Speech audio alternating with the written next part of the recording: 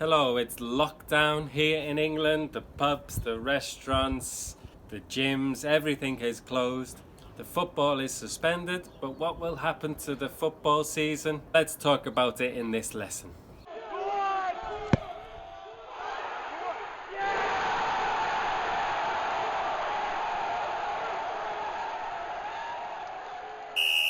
The grammar this week is conditionals. So in English there are 4 if conditionals. Today I'm going to focus on the first conditional and the second conditional. And also, what is the difference between these two conditionals? So the first conditional is pre-intermediate, intermediate, and the second conditional is more advanced English. Actually, you're moving into upper intermediate. So if you want to be B2 level, upper intermediate, IELTS 6.0 level, you need to be able to use second conditionals. So the first conditional, if the suspension continues, so this is the present tense, what will happen? Okay, we use will here. Or in the second conditional, if the suspension continued, using the past tense, what would happen? So what is the difference in those two sentences? Both of these sentences are talking about the present or the future. They are not, this one is not talking about the past.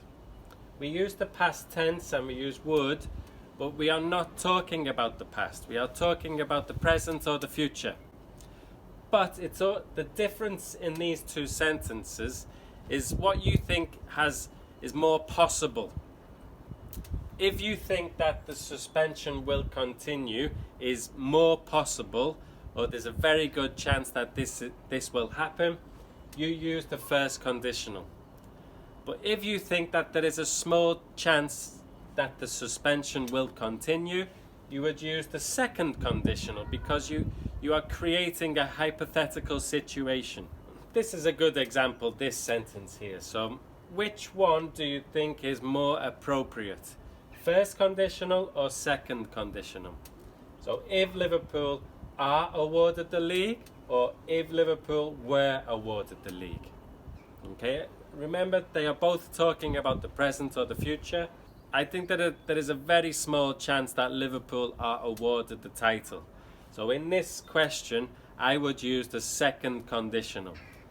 If Liverpool were awarded the league, what would other fans think? Well, they would be angry. I think they would think it's unfair, and I would agree with them. It's not fair. Liverpool haven't won the league yet. So what will happen? Let's discuss some other examples.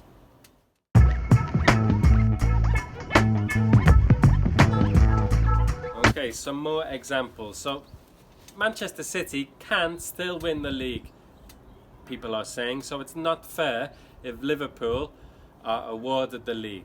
So if Liverpool lose all matches, or all of their matches, Manchester City can win the league. But for me, there is a very small chance of this happening, so I would use the second conditional here. So people are saying cancel the season, but if the season is cancelled, teams will not be promoted. Or what will happen with promotion, with relegation? I don't think the season will be cancelled, so I would use this as a hypothetical situation. If the season were cancelled, what would happen to European qualification? So who would qualify for the Champions League, for the Europa League? Would it be the same teams as last year, and maybe Manchester United stay in the Europa League? I don't know. 30th of June is an important date, so this is because UEFA would like all leagues to be finished by this date, because this is the date that sponsorship deals, the contracts are signed until this date, players' contracts are signed until this date. But if the season isn't finished by the 30th of June, what will happen?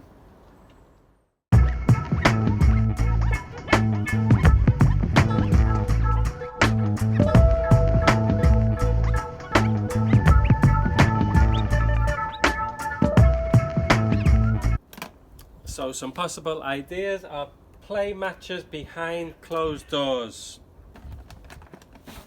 This is the vocabulary here. Behind closed doors. This means with no fans. This happened in the quarter-final of the Champions League in a couple of matches. Paris Saint-Germain, Valencia maybe. This could happen when the Premier League resumes or when the European leagues resume. They might have to, really. They might have to play matches behind closed doors. But imagine Liverpool won the league. So hypothetical, so past tense, they won the league. Imagine Liverpool won the league playing in a match behind closed doors. Thousands of fans would go to Anfield, thousands of fans would be on the streets, and this isn't good for the virus. Also, there would be lots of police there, they would need lots of medical people there. So playing matches behind closed doors isn't so easy to manage, isn't so easy to organize, I think.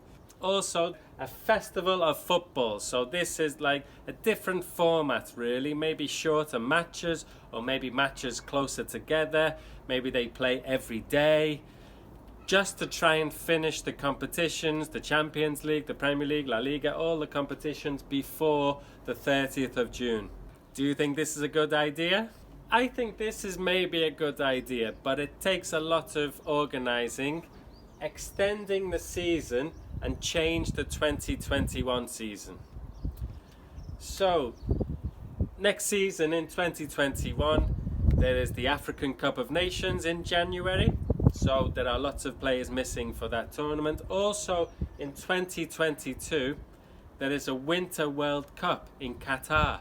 So the 2022 season will finish, or will have a break in December. So the leagues can prepare for the World Cup in 2022 by changing the times of the season. So instead of the season running from August to May, the season can be from January to September, January, I don't know. Hopefully the leagues can finish all around the world. What's happening in your country? What's happening in your league? I know in Australia they are playing matches behind closed doors at the moment, but what's happening in your country? I hope everybody is safe and healthy and preventing the disease from spreading in their area. Thank you for watching. See you in the next video.